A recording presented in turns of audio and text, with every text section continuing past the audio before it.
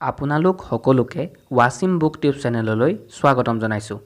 আজি যিখন কিতাপৰ ভিডিঅ' আপোনালোকলৈ লৈ আহিছোঁ সেই কিতাপখনে 2021 বৰ্ষৰ সাহিত্য অকাডেমি বঁটা পাবলৈ সক্ষম হৈছিল।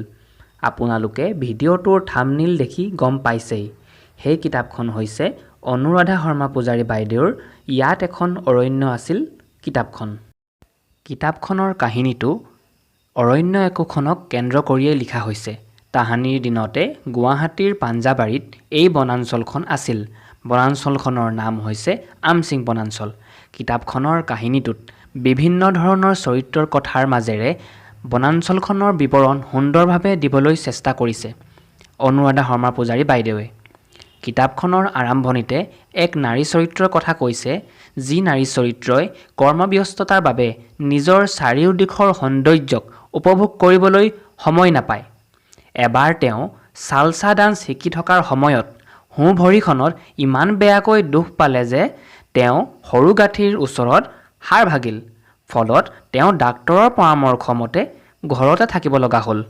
সেই ঘৰত থকা সময়তে তেওঁ বাহিৰৰ যি প্ৰাকৃতিক পৰিৱেশ দেখিলে, সেই পৰিৱেশ তেওঁ কৰ্মক্ষেত্ৰত ব্যস্ত থকা সময়ত চাবলৈ একেবাৰে সুযোগ পোৱা নাছিল।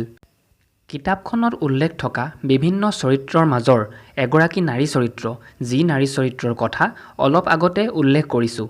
তেওঁৰ প্ৰকৃতি প্ৰেমৰ বিষয়ে আপোনালোকে কিতাপখনত পঢ়িবলৈ পাব। তেওঁ কিদৰে বন বিভাগৰ এজন বনকৰ্মীৰ লগত আমচিং বনাঞ্চলৰ গছ-গছনি বাচি থকা অঞ্চলসমূহলৈ গৈছিল, লগতে বনাঞ্চলৰ গুহাত বন মেকুৰী দেখিছিল আদি ধৰণৰ কথা কিতাপখনত পঢ়ি যাওঁতে আপোনালোকে পাই যাব। কিতাপখন পঢ়ি যাওঁতে আৰু পাব কিদৰে আমচিং বনাঞ্চলখন মানুহৰ অত্যাচাৰত নিঃশেষ হৈ গ'ল। আগতে গছ-গছনিৰে ভৰপূৰ অঞ্চলটো কিদৰে নাইকিয়া হৈ গ'ল। গছ-গছনিৰ সলনি মানুহৰ ঘৰে বনাঞ্চলখন আগুৰি পেলালে। মানুহৰ সংখ্যা আগতকৈ বাঢ়িল। মুঠৰ ওপৰত কেৱল মানুহৰ অত্যাচাৰ চলিল বনাঞ্চলখনত।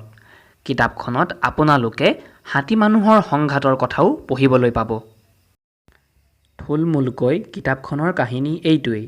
আমিও যদি আমাৰ চাৰিওফালে মন কৰোঁ, বিভিন্ন সংৰক্ষিত বনাঞ্চল, অভয়াৰণ্য আদি দেখিবলৈ পাওঁ।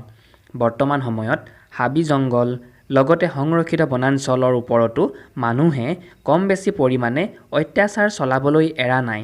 গছ-গছনি কাটিছে, পাহাৰ কাটি ঘৰ বনাইছে। এইসমূহৰ লগতে আৰু এটা সমস্যা আমি সচৰাচৰ বাতৰি কাকত বা টিভিত দেখিবলৈ পাওঁ। সেইটো হৈছে হাতী মানুহৰ সংঘাত। হাবি-জংঘলৰ পৰিমাণ যিমানেই কমি আহিব ধৰিছে, সিমানেই হাতী মানুহৰ সংঘাতো বাঢ়ি গৈছে। আমি গছ-গছনি কাটিছোঁ, কিন্তু তাৰ বিপৰীতে কেইজোপা গছ পুনৰ ৰুই তাৰ প্ৰতিপালন কৰি এজোপা পৈণত গছ হোৱাত সহায় কৰিছোঁ। এইটো এটা চিন্তাৰ বিষয়। সময় থাকোঁতেই যদি আমি অৰণ্য হওক, সংৰক্ষিত বনাঞ্চল হওক, হাবি-জংঘলেই হওক, এইসমূহ সুৰক্ষিত নকৰোঁ, তেতিয়া ভৱিষ্যতে আৰু বেছি বিপদৰ সন্মুখীন হ'ব লাগিব। আপোনালোকৰ এই বিষয়ত কি মতামত কমেণ্টছত জনাবলৈ নাপাহৰিব। আজিৰ ভিডিঅ'টো তেনেহ'লে ইমানতে সামৰিছোঁ। ধন্যবাদ।